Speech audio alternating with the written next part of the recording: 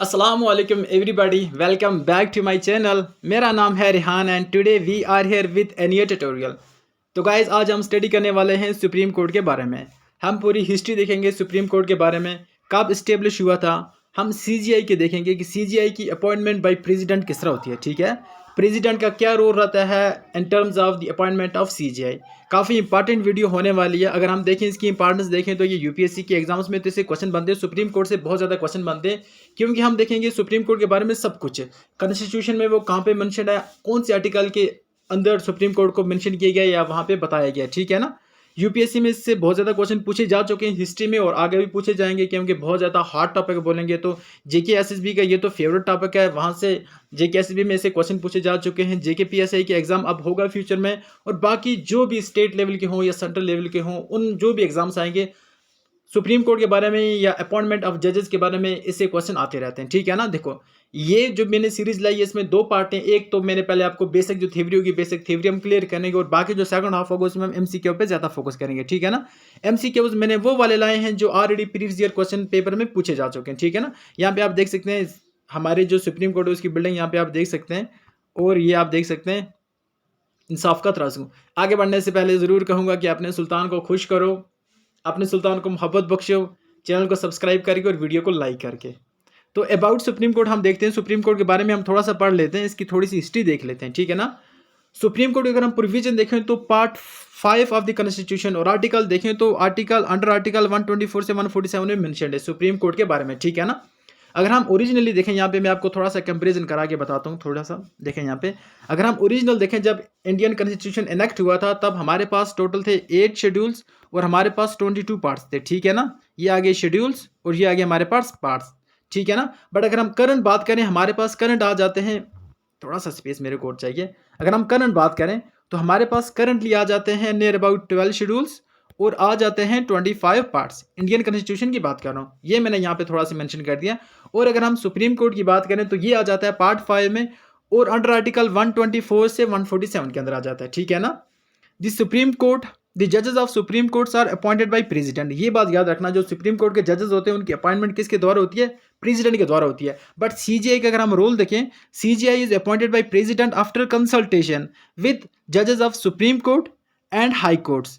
जो नेसेसरी होता है, जरूरी होता है, उनसे अगर बात करना। ठीक है ना, याद रखना जो सुप्रीम कोर्ट के जजेस होते हैं या सीजीआई होते हैं, इसको अपॉइंट करता है president, but with consultation with the supreme court जजेस एंड हाई कोर्ट जजेस। ठीक है ना, तो चलिए आगे बढ़ते हैं।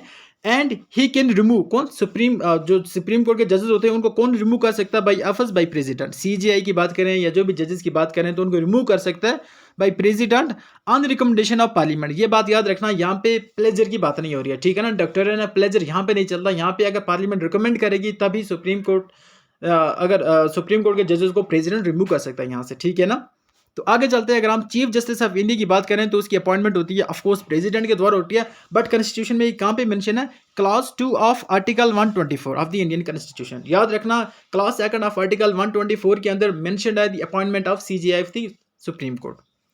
तो आगे चलते हैं। The supreme court is appointed, the chief justice is appointed by president after consultation, हमने अभी पढ़ी, जजेस of supreme court as well as the जजेस of high court as deem necessary. The other judges are appointed by the president after consultation with CGI। ठीक है ना, CGI की बात करें तो उसमें कंसल्टेशन लगती है हमें सुप्रीम कोर्ट के जजेस की और हाई कोर्ट के जजेस की, बट अगर हम अदर जजेस की बात करें तो वहाँ पे कंसल्टेशन CGI की ही काफ़ी रहती है। ठीक है ना, एंड हम देखते हैं अगर हम फर्स्ट वुमेन सुप्रीम कोर्ट की चीफ जस्टिस देखें, the first women chief justice of supreme court in India देखें तो वो थी फातिमा बीवी। याद रखना, ये इंडिया के अंदर ही नहीं थी बल्कि पूरे एशिया की बात करें तो ये फर्स्ट फीमेल चीफ जस्टिस थी इंडिया और एशिया के अंदर।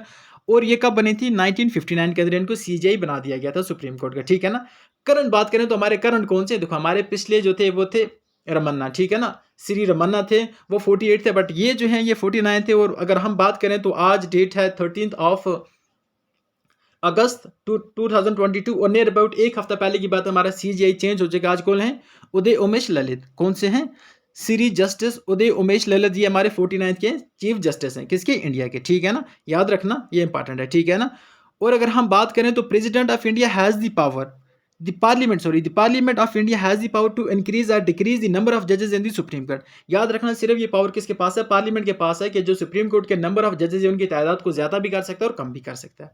आगे चलते हैं, ओथ की बात करते हैं।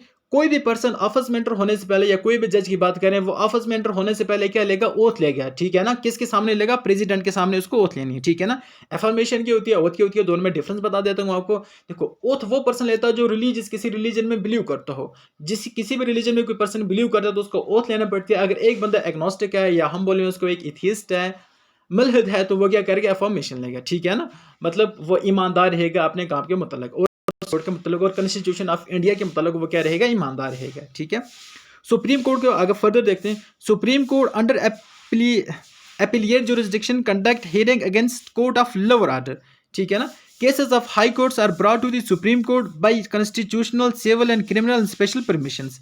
ऐसे केसेस भी हम सुप्रीम कोर्ट में ला सकते हैं, ठीक है ना? देखो, अब इंडिया की बात करें तो we have 25 courts. High courts कितने हैं इंडिया के अंदर? एक सुप्रीम कोर्ट है, but 25 we have high courts. और अगर हम 6 कोर्ट्स देखें तो उनके क्या है? मतलब वो एक से ज़्यादा, वहाँ एक जगह से ज़्यादा उनकी जुरिस्डिक्शन है, एक स्टेट से या एक स्टेट से ज़्यादा 2 या 3 यूटीज में उनकी जुरिस्डिक्शन है। मिसाल के तौर पे मैं आपको एक एग्जांपल से बताता हूँ। हम लक्षद्वीप की बात करते हैं, ठीक ना? Lakshadweep is the union territory, ठीक है ना? अब वो किस कोर्ट के जुरिस्डिक्शन के अंडर आती है? तो वो केरला हाई कोर्ट के अंडर आती है। सिमिलरली अगर हम अंडमान निकोबार की बात करें तो वो किस कोर्ट के जुरिस्डिक्शन के अंडर आते हैं? कौन सा हाई कोर्ट के जुरिस्डिक्शन के अंदर आते हैं? तो वो आते हैं कोलकाता हाई कोर्ट के, ठीक है ना? तो आगे चलते हैं, अगर हम देखें तो Delhi is the capital of India, has the high court of its own among the union territory. अगर हम बात करें, एक तो दिल्ली है और दूसरा जम्मू एंड कश्मीर, ये 2 यूनियन टेरिटरी ऐसी हैं जिनके पास अपना क्या है? कोर्ट है। जो बाकी यूनियन टेरिटरी हैं वो किसी और के साथ लिंक्ड है, मतलब वो किसी और के जुरिस्डिक्शन में, उनके पास अपना हाई कोर्ट नहीं है। Alright, every high court of India shall consist of chief justice, ये बात याद रखना, एंड अदर जजेस अपॉइंटेड बाय द प्रेसिडेंट। ये याद रखना, कोई भी कोर्ट है हाई कोर्ट इंडिया के अंदर, उसमें एक चीफ जस्टिस होगा और बाकी जो भी जजेस होंगे उनको कौन अपॉइंट करेगा? प्रेसिडेंट अपॉइंट करेगा, ठीक है। एक और पॉइंट है यहाँ पे, the constitution has not fixed the tenure of supreme court जजेस। यहाँ पे टेन्योर नहीं फिक्स, क्या होता है, बस जो सुप्रीम कोर्ट के जजेस होते हैं उनका टेन्योर फिक्सड नहीं होता कि कितना टाइम के लिए रहेंगे, ठीक है ना? बट हाँ, उनकी एज यहाँ पे फिक्सड होती है। इन केस अगर हम हाई कोर्ट की बात या सुप्रीम कोर्ट की बात करें तो अपर एज आएगी 65 ईयर। अगर एक पर्सन, एक जज 65 ईयर का हो गया तो वो रिटायरमेंट ले लेगा, ठीक है ना? और अगर हम हाई कोर्ट की बात करें तो हाई कोर्ट में जो एज लिमिट होती है वो 62 ईयर होती है। कितना होता है? 62 ईयर के बाद वो रिटायरमेंट ले लेता है, ठीक है ना? आगे देखें, कोई भी अगर जज रिजाइन करना चाहेगा तो वो किसको राइटिंग में लिखे देगा? प्रेसिडेंट को राइटिंग में लिखे देगा कि भाई साहब मैं रिजाइन करना चाहता हूँ अपनी पोस्ट से, ठीक है ना? बिफोर 10 ईयर, अपने पीरियड से, अपने जो जब रिटायरमेंट से पहले अगर रिजाइनेशन लेना चाहता है तो वो प्रेसिडेंट को बाई रिटन लिखे देगा। ऑलराइट, तो he can remove from his office by president on the recommendation of parliament. मैंने अभी बताया था, किसी भी जज को हम पार्लियामेंट के रिकमेंडेशन के बाद हम रिमूव कर सकते हैं या प्रेसिडेंट रिमूव कर सकता है इसके ऑफिस से, ठीक है। क्वालिफिकेशन देख लेते हैं, बहुत आसान क्वालिफिकेशन है जजेस के लिए। देखो, उतनी आसान है जितने हम सोच रहे हैं, बट ठीक है। A person to be appointed as जजेस of supreme court shall have the following qualification. आप कौन कौन सी देख लेते हैं। He should be a citizen of India, जो सबसे डिफिकल्ट क्वालिफिकेशन है, नहीं just kidding. He should be he should have been judges of high court or high court in succession for 5 year। या तो वो हाई कोर्ट का क्या होना चाहिए? जज होना चाहिए, या सक्सेशन में होना चाहिए, मतलब एक साल एक जज एक हाई कोर्ट में रहा, दूसरा साल दूसरे में, 5 साल जब पूरे होंगे तो वो एलिजिबल बन जाता है किसके? मेंबर के लिए, सुप्रीम कोर्ट के या जजेस के लिए, ठीक है ना? He should have been advocate of high court for 10 year. अगर वो हाई कोर्ट का एडवोकेट है 10 ईयर के लिए है तो वो भी हम उसको क्या बना सकते हैं? जज बना सकते हैं सुप्रीम कोर्ट के, ठीक है ना? He should be A distinguish jurist in the opinion of president. अब ये जो क्लास यहाँ पे है ना, ये थोड़ा डेंजरस भी मान सकते हो, यहाँ पे इसका मिस यूज भी हो सकता है, बट स्टिल अभी तक हिस्ट्री में इसका यूज नहीं हुआ, ठीक है ना? प्रेसिडेंट को जो लगे कि ये एक कॉम्पिटेंट जूरिस्ट है, इसको वो क्या बना सकता है? जज बना सकता है सुप्रीम कोर्ट का। बट अभी इस क्लास का यूज नहीं हुआ है, बट ये बोलते हैं ना कि डेडली वेपन भी हो सकता है, कभी कभी प्रूव हो सकता है। अब आर्टिकल में देख लेते हैं कि सुप्रीम कोर्ट के बारे में कौन कौन से आर्टिकल मेंशन किए गए या किस आर्टिकल में मेंशन किया गया। आर्टिकल 124 में क्या मेंशन किया गया? Establishment of high court, establishment and constitution of high court. Establishment और कॉन्स्टिट्यूशन क्या रहेगा? हाई कोर्ट, ये वहां पे मेंशन है, ठीक है ना? आगे बढ़ते हैं और देखते हैं आर्टिकल 126 में क्या है? Acting chief justice. Chief justice acting के बारे में लिखा गया, जो एक्टिंग मतलब वो सीटिंग चीफ जस्टिस।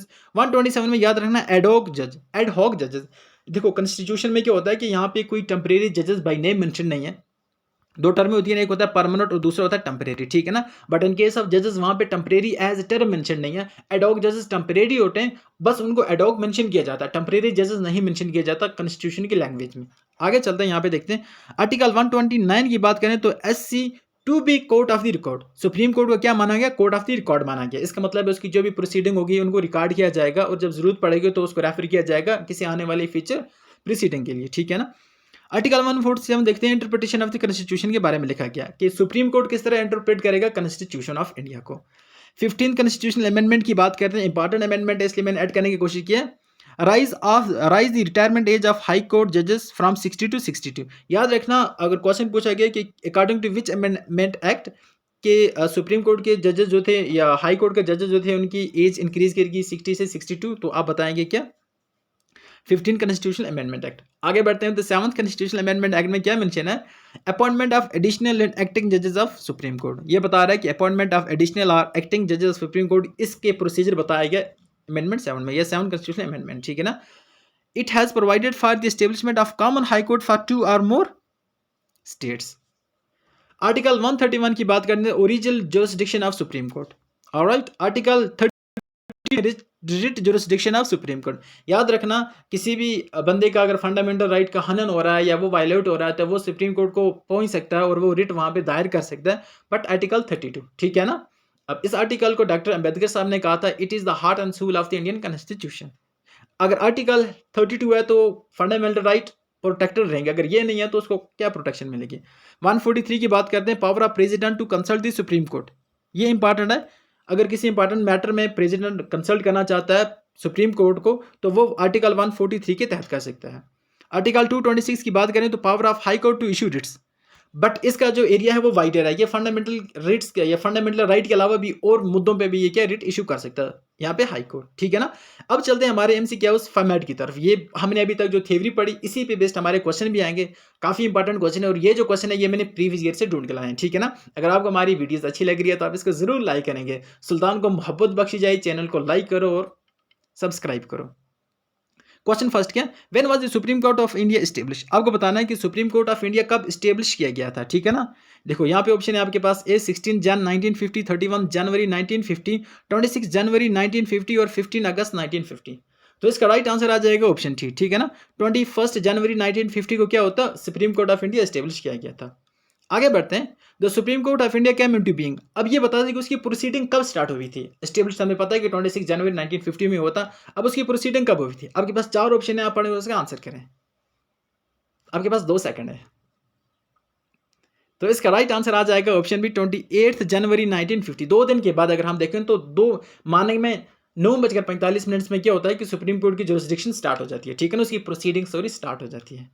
आगे बढ़ते हैं, देखो यहाँ पे मैंने एक्सप्लेन करके रखा है, the supreme court of India was establish under regulating act of 1773, ठीक है ना। इसके प्रोविजन जो लिएंगे वो वहीं से लिएंगे जो फर्स्ट रेगुलेटिंग एक्ट आया था 1773 में, ठीक है ना। और इसने क्या बताया था, विलियम कोलकाता के अंदर सबसे पहला जो कोर्ट था वो एस्टेब्लिश किया गया था। Hiralal Jaki Sundas Kania, Hiralal Jaki Sundas Kania was the first chief justice of India. याद रखना कि Hiralal J Kania was the first chief justice of India, ये क्वेश्चन पूछ सकता है, फैक्चुअल क्वेश्चन है, okay. On 28 February 1950 on 28 January 1950 क्या होता है, after 2 days India became sovereign democratic republic, constitution was set up, या कोर्ट सुप्रीम कोर्ट सेट किया गया था, ठीक है ना। और हम बात करें तो the inauguration took place in the Chamber of Princes and the Parliament building which also houses India's Parliament। पहले चैम्बर ऑफ हाउसेज होते थे बट इसमें जो फेडरल अगर कोर्ट था सुप्रीम कोर्ट आने के बाद उसको एबॉलिश कर दिया गया था, ठीक है ना। यहाँ पे यही मेंशन है, यहाँ पे देखोगे in the chamber of princess the federal court of India has set up for 12 years between 1937 1950। ये बताते हैं कि सुप्रीम कोर्ट से पहले यहाँ पे फेडरल कोर्ट था जिसका टाइम वो 1937 में सेट किया गया था 1950 तक, ठीक है ना। अगर क्या कहते हैं, अगर सुप्रीम कोर्ट की बात करते हैं उसने रिप्लेस किया था किसको, फेडरल कोर्ट को रिप्लेस किया था, और इसने रिप्लेस किया था judicial committee on privy council को। फर्स्ट प्रोसीडिंग कब स्टार्ट होती है, इंपॉर्टेंट है, 28 जनवरी 1950 और 9:45 AM मॉर्निंग टाइम पे, ठीक है ना। नेक्स्ट क्वेश्चन की ओर बढ़ते हैं, who appoint the chief justice of India. कौन अपॉइंट करता है चीफ जस्टिस ऑफ इंडिया को, इंपॉर्टेंट क्वेश्चन है। साथ साथ में मोहब्बत बख्शो सुल्तान को और चैनल को लाइक करो और सब्सक्राइब करो। तो इसका राइट आंसर आप बता दें। इसका राइट आंसर आ जाएगा option B, president of India in consultation with supreme court and high court जजेस। द जजेस ऑफ सुप्रीम कोर्ट में resign his office by writing to. जो सुप्रीम कोर्ट के जजेस होते हैं वो रिजाइन कर सकते हैं बट उनको राइटिंग में किसको लिखे देना, राइट आंसर आ जाएगा प्रेसिडेंट, ऑप्शन है, ठीक है ना। मैं ये जो पाज ले रहा हूं ताकि आप आंसर करें यहाँ पे। इन बिटवीन आपको आंसर करना है, ठीक है ना। मैं यहाँ पे सीधा बोल के चला जाऊंगा, लेकिन मैं सोचता हूँ कि आप सोचें और आप आंसर करें यहाँ पे। Under whose jurisdiction the high court of the state directly fall in the judicial system of India. इसका राइट आंसर आ जाएगा ऑप्शन सी, सुप्रीम कोर्ट, ठीक है ना। देखो नेक्स्ट क्वेश्चन है, who was the first chief justice of India. बहुत बार ये क्वेश्चन पूछा जा चुका है मेरे लोगों, मेरे भाई लोगों, इसको रट्टा मार के याद रख लो यार, ये बहुत बार पूछा जा चुका है और अभी मैंने आपको 2 बार बताया। तो इसका राइट ऑप्शन आ जाएगा हीरा लाल जे कानिया। ये कौन थे, पहले CJI थे इंडिया के, ठीक है ना। He was the chief justice of India from 14 August 1947 to 26 January 1945। ये CJI बनाए गए थे। और सेकंड कौन थे, ये Patanjali ji, M Patanjali ji Sastri was the second CJI of India. Alright, आगे चलते हैं। नेक्स्ट क्वेश्चन क्या है, सुप्रीम कोर्ट जजेस can resign from his office by writing to, किसको लिखे देंगे। तो इसका राइट आंसर आ जाएगा प्रेसिडेंट, ठीक है ना। मैंने यहाँ पे मेंशन कर रखा था article 131 original jurisdiction of supreme court mention है। आर्टिकल 32 क्या होता है, रिट जुरिस्डिक्शन, सुप्रीम कोर्ट की रिट जुरिस्डिक्शन फंडामेंटल राइट को रिस्टोर करने के लिए। 143 प्रेसिडेंट कंसल्ट करता है सुप्रीम कोर्ट से, ठीक है ना। और 226 है यहाँ पे वाइटल पावर है किसकी, हाई कोर्ट की रिट जुरिस्डिक्शन के लिए। नेक्स्ट क्वेश्चन देख लेते हैं, under which article can the supreme court issue A writ.